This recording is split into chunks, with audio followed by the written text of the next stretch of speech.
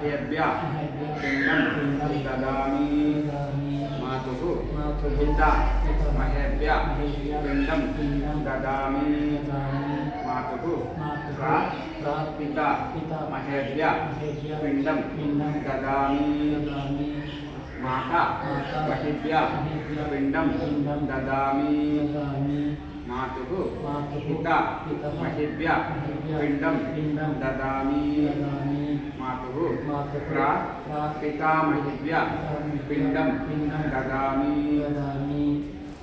आचार्येभ्यः पिण्डं ददामि आचार्य पत्नीभ्यः पिण्डं ददामि गुरुभ्यो पिण्डं ददामि गुरुपत्नीभ्यो पिण्डं ददामि सखिभ्यो पिण्डं ददामि सखिपत्नीभ्यो पिण्डं ददामि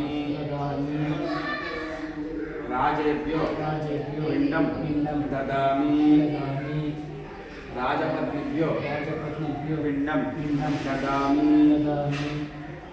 अमात्येभ्यो पिण्डं ददामि अमात्यपत्नीभ्यो पिण्डं ददामि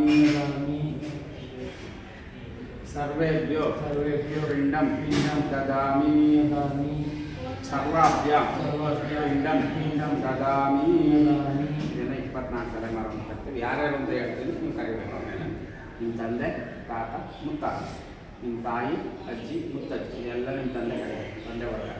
ನಿಮ್ಮ ತಾಯಿಯವ್ರ ತಂದೆ, ತಾತ, ಮುತ್ತಾತ, ನಿಮ್ಮ ತಾಯಿಯವ್ರ ತಾಯಿ, ಅಜ್ಜಿ, ಮುತ್ತಜ್ಜಿ ಇದೆಲ್ಲ ನಿಮ್ಮ ತಾಯಿ ಕರಿಬೇಕು. ಇದು ತಂದೆ ವರ್ಗ, ಇದು ತಾಯಿ ವರ್ಗ. ಆಯಿತಾ? ನಿಮ್ಮ ವಂಶದ ಆಚಾರ್ಯ ವರ್ಗ ಅಂದರೆ ನಂತರ